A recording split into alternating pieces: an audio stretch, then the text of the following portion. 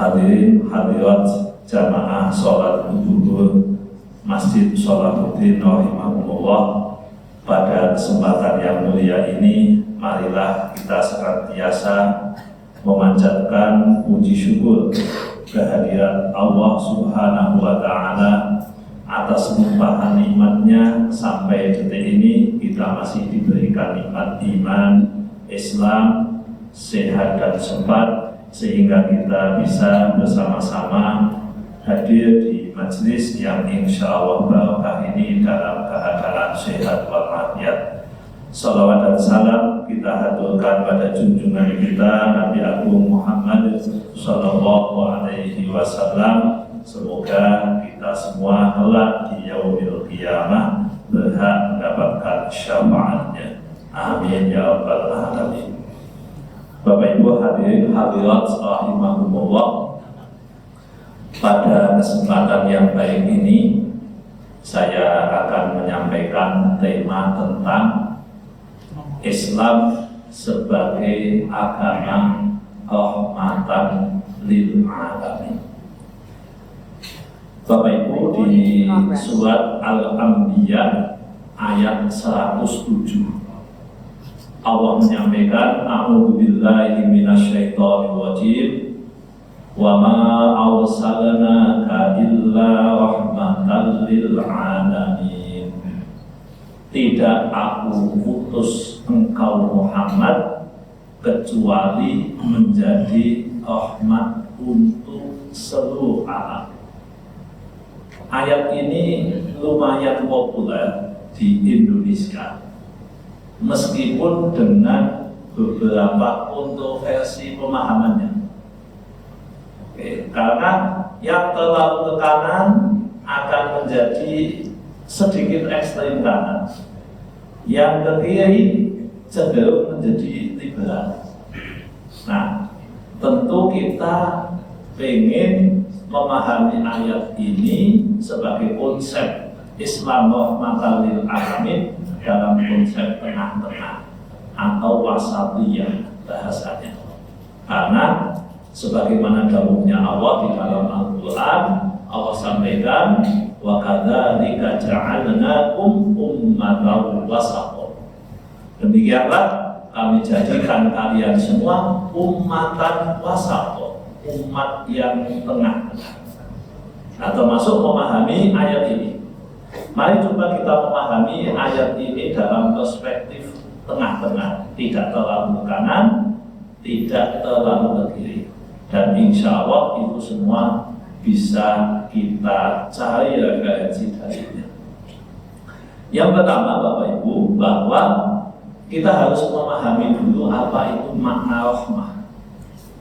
Rahmah itu dalam Quran nanti derivat kalimatnya dibagi menjadi dua yang kita sudah memahami, yaitu ada Rahman dan ada Rahim.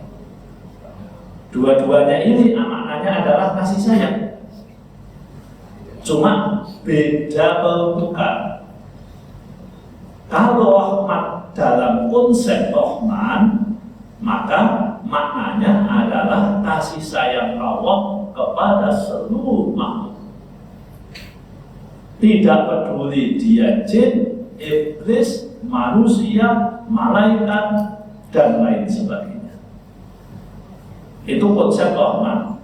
Maka kalau dalam bahasa santri, kalau memaknai bismillahi kelawan nyebut asma Allah, Ar-Rahmani zat kang welas asih marang kaulane ing dalem dunya lan akhirat. Jadi maknanya luas. Ini yang rahman.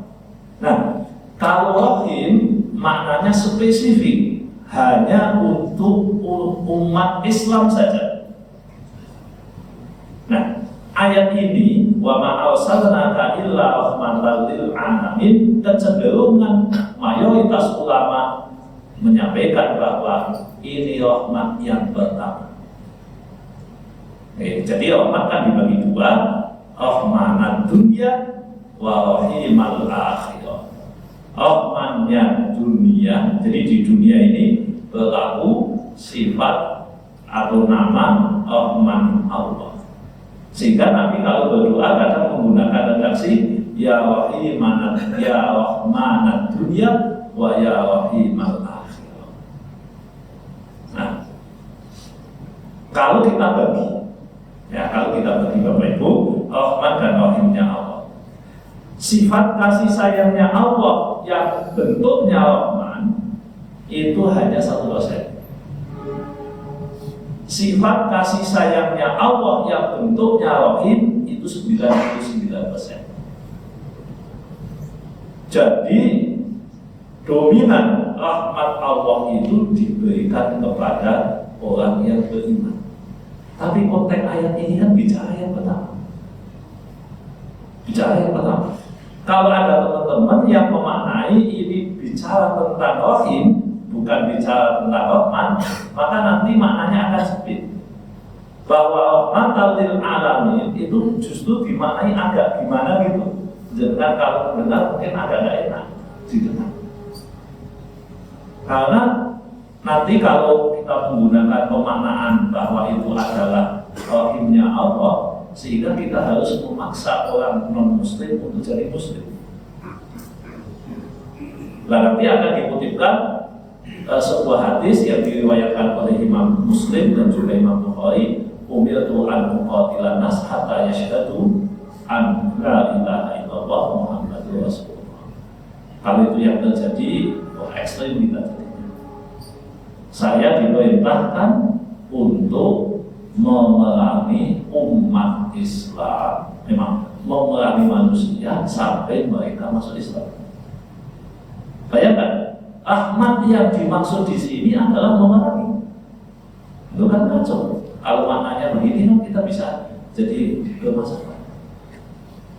Karena ini memang minoritas. Ada, kita akui bahwa ada yang berkata begitu. Tapi kita cenderung tidak menggunakan itu atau mengabaikan makna. Masa hadis Nabi diabaikan? Bukan diabaikan hadisnya, diabaikan pemahamannya. Maksud hadis tadi, saya diperintahkan untuk memerangi orang, memerangi manusia sampai mengatakan syahadat. Ini kan dalam konteks apa? Lah hari ini para ulama menyampaikan ini tidak relevan. Sehingga rahmatnya ini kan tidak dimaksudkan memaksa, itu bagian dari rahmat Allah. Daripada Anda masuk neraka nanti, udah saya paksa saja di dunia. Kan mending di dunia saja. Nah ini makna-makna yang agak kesini dikit ya. Kita kan mengikuti makna yang benar. Ada lagi yang mengatakan diturunkannya Nabi sebagai rahmatan lil alamin itu kalau bagi orang kafir kayak Abu Jahal, Abu Lahab, itu baik bagi dia karena apa? Ketika perang dia cepat mati. Kalau dia cepat mati, maka dia nanti di akhiratnya disiksanya dikit. Ini kan tidak enak didengar. Maka Bapak Ibu yang saya sampaikan tadi ini skip, kita skip. Oke. Saya sampaikan ada sebagian ulama yang mengatakan begitu, tapi kita melihat dalam perspektif yang lain. Nah, karena kita melihatnya dari rahman dunia, dari Allah yang maha rahman di muka bumi ini, sehingga Nabi Muhammad diutus sebagai rahmatan lil alamin, maka yang perlu kita lihat pertama adalah Islam sebagai sebuah institusi agama. Kalau dipahami dengan baik, dipahami dengan benar, dengan sanad yang muttasil, dengan cara yang bisa dipertanggungjawabkan menurut kacamata ilmu, maka Islam yang baik akan menjadi kebaikan untuk semuanya. Karena kalau kita lihat esensi ajaran Islam, jangan bisa lihat di surat Al-Hujurat bagaimana Allah mengatur manusia agar manusia ini punya kebaikan kepada sesama. Ya, mari kita lihat contoh-contohnya Bapak Ibu. Konsep rahmatan lil alamin yang disampaikan oleh Allah di dalam Quran. Pertama, Allah sampaikan bahwa kita tidak boleh mengambil harta milik orang lain dengan cara tidak benar. Oke, mungkin jenengan juga pernah dengar Al-Baqarah 188. 188 itu sesudah 187. Ya toh Pak, 188 sesudah 187. Boten 183, 184, 185, 187 bicara tentang puasa. Al-Baqarah ya. Al-Baqarah 183, 184, 185, di jeda 186 tentang doa, 187 tentang aturan puasa, baru kemudian Allah sampaikan 188. Apa yang disampaikan di situ? Wahai orang yang beriman, janganlah kalian makan harta orang lain dengan cara batil. Itu konsep rahmatan lil alamin. Artinya apa? Kita tidak mau mengambil hak orang lain. Kalau ini bukan hak saya tidak mau ambil. Walaupun ditawarkan kepada saya, kalau ini bukan hak, saya tidak mengambil. Jadi konsep apa? Rahmatan lil alamin. Coba kalau orang beriman, dia punya pengetahuan agama yang baik, lalu memahami ayat Quran ini, dan di sininya dia mengatakan saya ini memang harus meneruskan jejak Nabi rahmatan lil alamin, saya tidak akan makan harta orang lain dengan cara batil.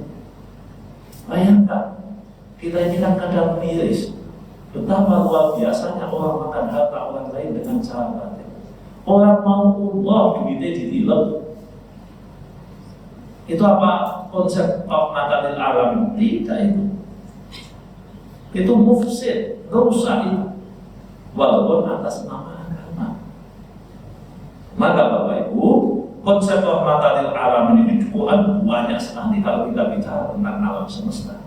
Bagaimana Allah menyampaikan, jangan ambil milik orang lain. Jangan ambil milik orang lain. Saya kadang menyampaikan wabil khusus orang-orang yang mau haji, Bapak Ibu. Ini kan sudah mendekati haji juga.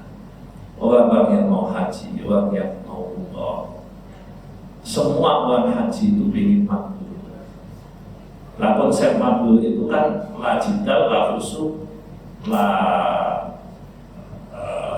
ofaf. Tidak jidal, tidak khusuk, tidak ofaf. Salah satu bentuknya itu la khusuk. La khusuk itu tidak boleh fasik. Fasik itu apa tahu? Menyakiti orang itu fasik. Menyakiti orang itu fasik. Mengambil hak orang lain itu fasik. Bahkan saya sampai begini, jenengan hati-hati ketika Pak jenengan sedang haji. Ini contohnya kan haji bisa dibaktikan di tempat yang lain. Kalau jenengan haji, di sana itu kan jenengan dijatah makan kan. Makannya apa? Ya sesuai porsi.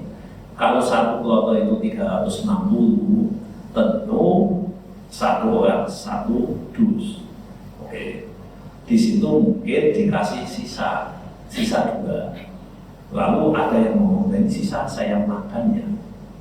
Nah, Bapak Ibu buat saya, Anda makan itu pilih siapa? Kalau yang Anda makan itu bukan hak Anda itu fasik. Kalau Anda fasik, potensi Anda mabuk mengecil atau bisa terhapus. Aneh-aneh, dan daripada mubazir, Pak. Nah, ini konsep yang keliru, ini setan ini yang bicara. Ya mungkin kita juga sama. Ono senake kancane lagi pangan, Pak panane baik. Nah, padha bae itu. Karena bukan hak kita. Jadi konsep kita adalah ambil yang menjadi hak kita. Itu rahmatan lil alamin. Kalau bukan hak, tidak usah diambil. Ini dahsyat, luar biasa. Betul-betul Islam akan menjadi rahmatan lil alamin kalau kita menggunakan konsep ini. Jadi bicara konsep rahmatan lil alamin, yang pertama adalah jangan ambil yang bukan milik kita. Jangankan mengambil ain, mengambil manfaat pun sebisa mungkin jangan. Kalau bukan milik kita. Jadi gini Bapak Ibu, kenapa tadi saya mengatakan ain ada manfaat? Ini handphone. Handphone itu ada bendanya. Nah, bendanya ini namanya ain. Handphone itu ada fungsinya, ada manfaatnya. Manfaatnya ini namanya manfaat. Orang yang memiliki ain biasanya memiliki manfaat. Tapi orang yang memiliki manfaat belum tentu memiliki ain. Oke, jadi belum tentu kalau saya punya hak untuk akses tertentu itu milik saya. Itu bedanya ain dan manfaat. Nah, siapa yang mengambil ain namanya mencuri, karena yang diambil barangnya. Siapa yang mengambil manfaatnya namanya gosok. Maka dengan ambil sandal untuk pergi kemana tanpa izin, itu yang diambil manfaatnya, itu namanya gosok. Dan itu berlaku untuk semua hal. Nah, ini masuk dalam Al-Baqarah 188 tadi. Janganlah kalian makan harta orang lain dengan cara batil. Mengambil manfaat itu termasuk bagian dari makan harta orang lain dengan cara batil. Bayangkan kalau itu kita dalami, lalu kita resapi, ya Allah, ternyata hidup saya ini sering zalim. Saya sering mengambil milik orang lain tanpa hak. Nah, padahal di sini diingatkan betul oleh Allah, jangan seperti itu. Nah, ini satu B. Wa ma arsalnaka illa rahmatan lil alamin. Kita jangan zalim pada orang lain dalam urusan makan makanan. Yang kedua, Bapak Ibu, di juz 18 berarti surat An-Nur, Allah cerita tentang berita bohong. Innal ladzina ja'u bil ifki usbatun minkum la tahsabuhu syarran lakum bal huwa khairun lakum. Al-ayat ini mulai ayat 11 sampai bawah. Cerita tentang hoax. Kalau Anda memahami konsep rahmatan lil alamin, Islam itu sebagai rahmat bagi seluruh alam, maka Anda tidak akan menyebarkan berita hoax. Ini tahun politik. Betapa banyak orang yang ingin untuk mencapai kekuasaan. Kalau tidak hati-hati, berita hoax akan menjadi salah satu strategi untuk menjatuhkan orang lain. Nah, Bapak Ibu, kalau kita rahmatan lil alamin, tidak begitu. Tidak begitu. Meskipun dia orang kafir, maaf, meskipun dia non-Islam, kita tidak boleh kemudian gara-gara kebencian kita kepada satu kaum, maka kita berlaku tidak adil. Dia bukan pelaku, dia tidak melakukan apa-apa, tapi kita memberitakan, menceritakan tentang sesuatu yang tidak pernah dia lakukan, sesuatu yang tidak pernah dia kerjakan, hanya demi untuk menghancurkan harga diri orang lain, meskipun itu non-muslim. Bapak Ibu, kita ini bukan punya hubungan yang baik dengan orang non-muslim, itu punya hubungan yang baik. Di Al-Quran Allah tegaskan, la yanhakumullahu 'anil ladzina lam yuqatilukum fid dini wa lam yukhrijukum min diyarikum an tabarruhum wa tuqsitu ilaihim innallaha yuhibbul muqsitin. Itu Al-Quran surat Al-Mumtahanah juz 28. La yanhakumullahu 'anil ladzina lam yuqatilukum. Allah tidak melarang pada orang yang tidak memerangimu dan tidak mengusir kamu dari tempat tinggal.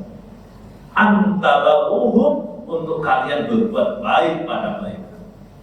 Ini Quran, Bapak Ibu. Ini konsep rahmatan lil alamin. Bukan berarti kalau kita ketemu orang muslim lalu kita benci, lalu kita menyakiti, kita mendolimi, ambil duitnya, tidak bisa. Mereka dilindungi sebagaimana umat Islam dilindungi. Bahkan Rasulullah pernah mengingatkan, apabila ada orang yang mengambil sesuatu milik orang kafir dhimmi, maka dia berhadapan dengan saya. Ya, karena dhimmi itu maknanya ditanggung. Dhimmah dari kata-kata dhimmah, ditanggung. Orang non muslim itu ditanggung. Sama Nabi yang nakali macam-macam sama dia. Dia kalau dulu mungkin istilahnya dengan wis bayar pajak. Nah, cuma pajaknya dulu itu kalau kafir dhimmi itu nek mau miskin 1 tahun kalau tidak salah 1 dinar, ya. Saya lupa jumlahnya. Kalau orang kaya 4 dinar. Berarti kalau 1 dinar itu kurang lebih 4 juta. Kalau orang kaya berarti ya tergantung kalimat 16 juta. Makanya mahalan pajak, mahalan zakat daripada itu jizyah itu namanya. Nah, jadi Bapak Ibu, berkaitan dengan itu, kalau kita bicara konsep rahmatan lil alamin, maka kita, kata Allah, berbuat baik kepada orang non-muslim, berperilaku mulia kepada orang non-muslim, itu bukan sebuah hal yang dilarang di dalam agama. Itu rahmatan lil alamin. Bagaimana Rasul punya hubungan baik dengan seorang raja Kristen namanya Raja Najasyi dari Ethiopia. Itu luar biasa. Bahkan saya itu sampai gedek-gedek ketika membaca sebuah tafsir. Membaca sebuah tafsir tentang hubungan Rasulullah dengan Raja Najasyi. Ketika Raja Najasyi meninggal, rumahnya di sana, di Ethiopia, jauh dari Madinah. Berita sampai Rasulullah dalam sebuah kitab tafsir, ya, tafsir Al-Jami' li Ahkamil Quran, Imam Qurtubi cerita itu. Beliau Rasulullah memerintahkan sahabatnya untuk sholat ghaib. Ini bingung nih, sampai detik ini saya masih bingung. Kenapa bisa begitu? Mau nyalahkan kalau Rasulullah? Tidak boleh kan kita menyalahkan Rasulullah. Berarti ada sesuatu di balik itu. Dan artinya Bapak Ibu, hubungan Muslim dan non-Muslim. Kalau kita bicara rahmatan lil alamin, kita bicara Nabi, kita bicara Al-Quran, kita bicara Islam, maka sesungguhnya hubungannya itu baik. Yang jadi masalah itu kafir harbi. Jangankan kafir harbi, Muslim harbi pun musuhan. Memang Muslim yang musuhan. Ada orang Muslim, kok dia membunuh, dibunuh. Hukumannya sesudah melalui proses pengadilan. Tidak boleh bikin sendiri, tetap harus melalui proses pengadilan. Islam tidak mengajarkan tentang pengadilan jalanan, itu pidato. Tidak boleh kita baca Quran. Di Quran ada ayat apa? Kutiba alaikumul qisasu fil qatl. Diwajibkan atas kalian apabila ada orang melakukan satu pembunuhan, maka bunuhlah dia, karena itu wajib bagi kalian. Terus orang ini dipateni, kapan aku nih? Dan itu, makanya alaikum di situ untuk kalian itu siapa? Apa semua individu atau institusi tertentu? Lu kan butuh cetok. Nah inilah rahmatan lil alamin, Bapak Ibu. Jadi jangan kita kemudian membenci orang lain, melukai orang lain, menyakiti orang lain hanya karena kita tidak setuju dengan pendapat dia, hanya karena tidak selaras dengan pemikiran kita. Kita beda pemikiran itu biasa, beda pendapat biasa, beda pendapat aja biasa kok. Udah biasa aja. Ya, kebenaran adalah kebenaran. Al-haq wal haq. Kebenaran adalah kebenaran. Tetapi kebenaran Islam itu bisa didiskusikan, Bapak Ibu. Ada kompromi. Lo kok mau Pak? Bukankah kebenaran adalah kebenaran? Kebenaran Islam itu ada komprominya, Pak. Nanti kita usul fikih, nanti tahu. Bagaimana yang namanya ikhtilaful ulama, perbedaan pendapat ulama. Udah dikompromikan aja. Tarawih 8 apa 20? Lah senenge jenengan sing ndi?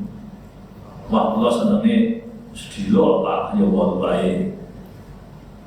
Nah, 8 dan 20 yang benar mana? Lah jenengan meyakini yang benar mana? Ya yang 8 Pak. Saya yang 20 sampean benar, saya nak. Mungkin orang mengatakan kok pelin-pelan Pak, bukan pelin-pelan, itu namanya al-jamu. Ya, metodologi namanya al-jamu. Suatu saat Rasulullah pesan, wahai kalian yang sedang safar, nanti kalau sholat asar di tempat Idnya. Nabi pesan begitu, cetok. ngendingane kalian kalau sholat asar di tempat X. Apa yang terjadi? Di tengah jalan ada masalah, mungkin kendaraan macet, perkiraan tidak tepat. Lalu ada yang sholat asar di tempat X, ada yang sholat asar di luar tempat X. Nah itu yang kemudian menjadi perdebatan. Wah biasa, orang kalau sedang berdebat itu pengen diakui saya yang benar.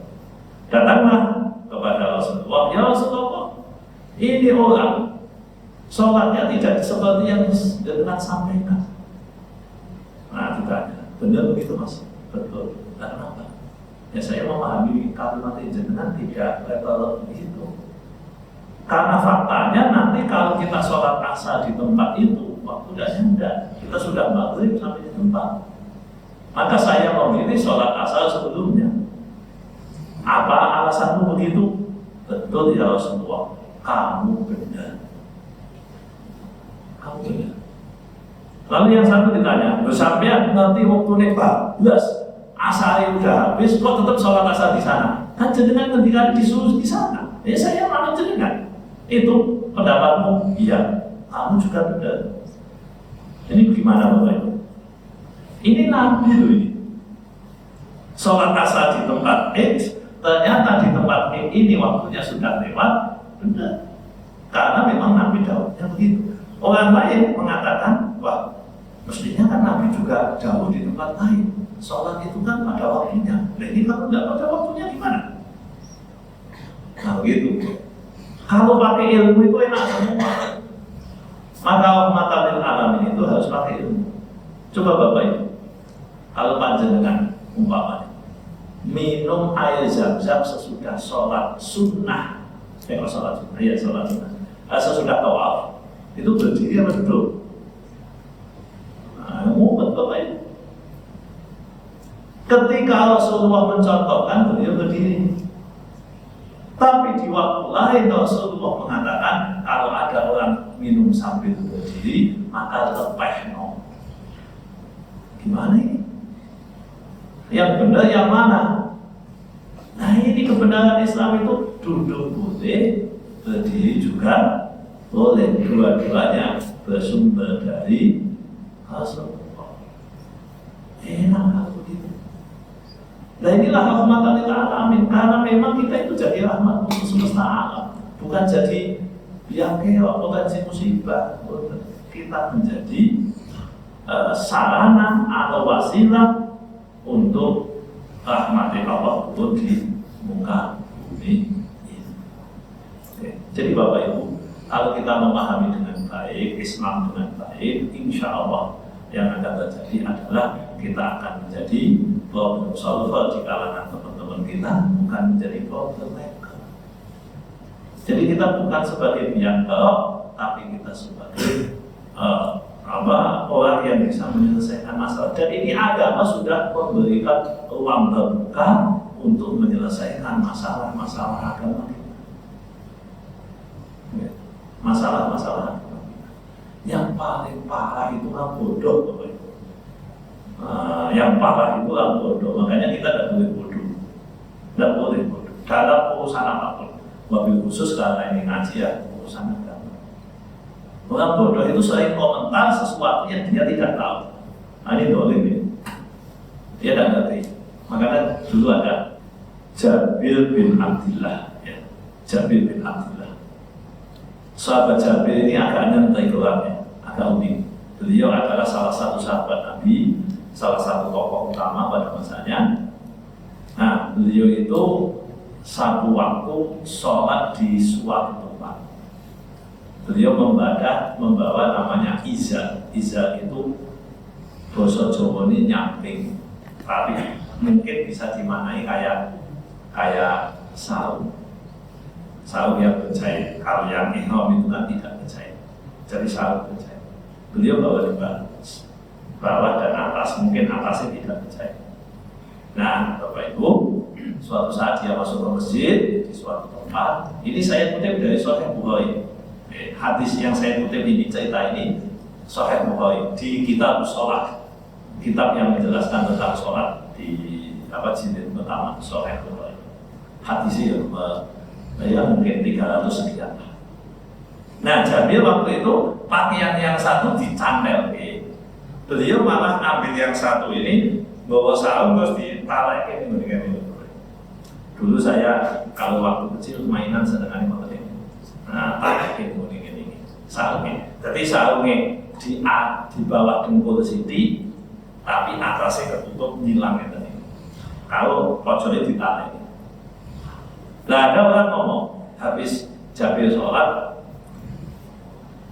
menurut saya, Pak Yai Jabir, jalanan sholat kok lambi siji, maksudnya pakaian satu. Gimana ini?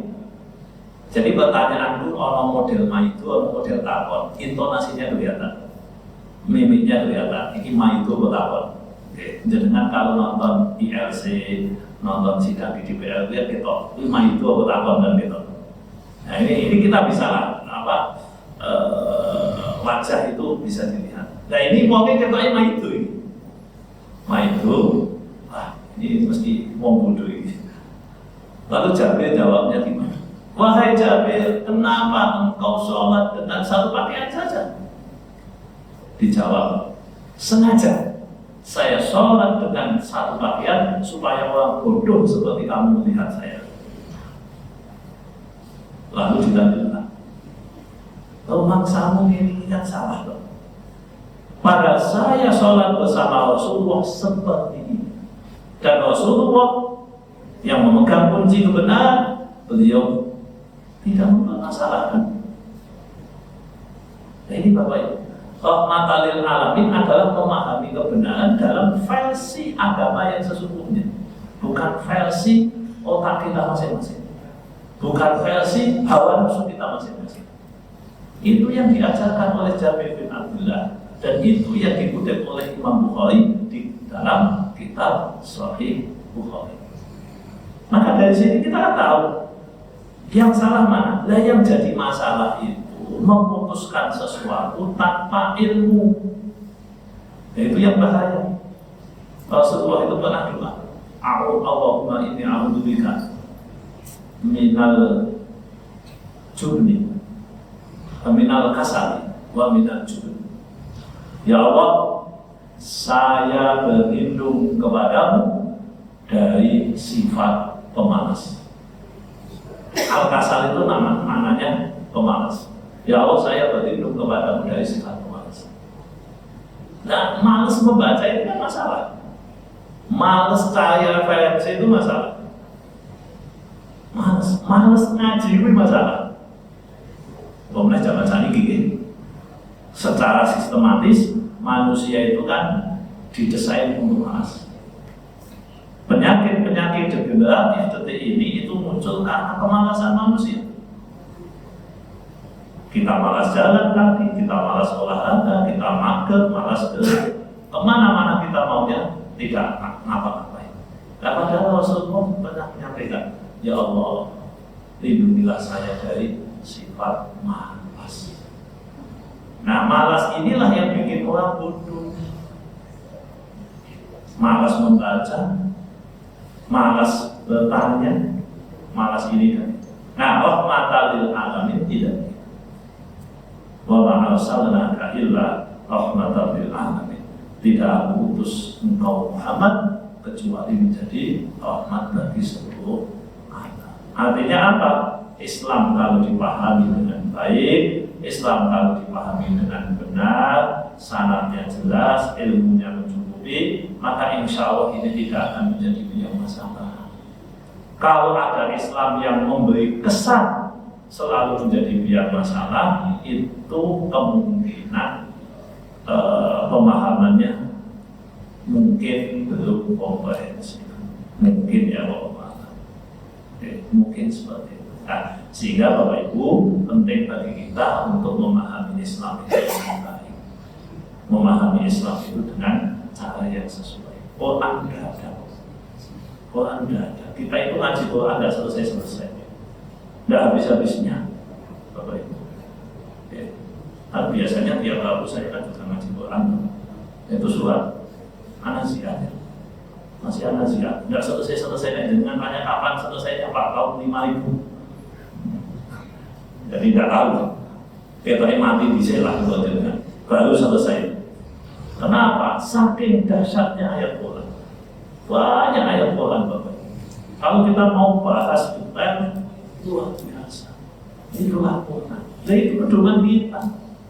Mungkin kita hanya baru membaca makna arti tadabbur terhadap ayat Al-Quran belum ada 10%. Nah jadi Bapak Ibu, monggolah konsep ini sebagaimana judul yang tadi disampaikan, kita jadi orang terlalu. Nah satu poin yang mungkin juga kita tidak boleh berbeda sendiri. Islam sebagai rahmatan lil alamin berarti semua agama sama. Oh, benar. Quran tidak bicara begitu. Quran bicaranya dalam konsep teologi, inna dina indallahil Islam. Agama yang benar menurut Allah itu Islam. Itu rahmatan lil alamin. Nah kalau mengatakan semua agama sama, semua agama masuk surga, ini sudah konsep teologi Bapak Ibu. Sudah fundamental ini, maka ini melanggar aturan agama Islam itu sendiri. Tidak boleh kalau panjenengan mengatakan rahmatan lil alamin berarti begini-begini. Itu ada aturannya Bapak Ibu. Berarti kita lihat aturannya dulu, aturannya seperti apa. Kalau memang aturannya membolehkan, kita lakukan. Kalau aturannya memerintahkan, kita ikuti. Orang Islam itu benar. Dan jangan khawatir Bapak Ibu. Islam yang banyak perintah itu dulu zaman Nabi awal-awal Islam ini, ketika turun surat Ali Imran ayat 102 ya ayyuhalladzina amanu taqullaha haqqa tuqatih, wahai orang yang beriman bertakwalah kalian kepada Allah dengan sebenar-benarnya takwa. Maknanya adalah ingat Allah, jangan lupa. Ibadah jangan maksiat. Ibnu Abbas dan sahabat yang lain nanya, ya Rasul, siapa yang kuat? Saya harus ingat tanpa lupa, ibadah tanpa maksiat. Wah, boten sakit. Memang jenengan sakit ibadah tanpa maksiat? Tidak bisa. Saya tidak bisa. Jenengan tidak bisa. Ibadah terus tanpa maksiat. Tidak bisa.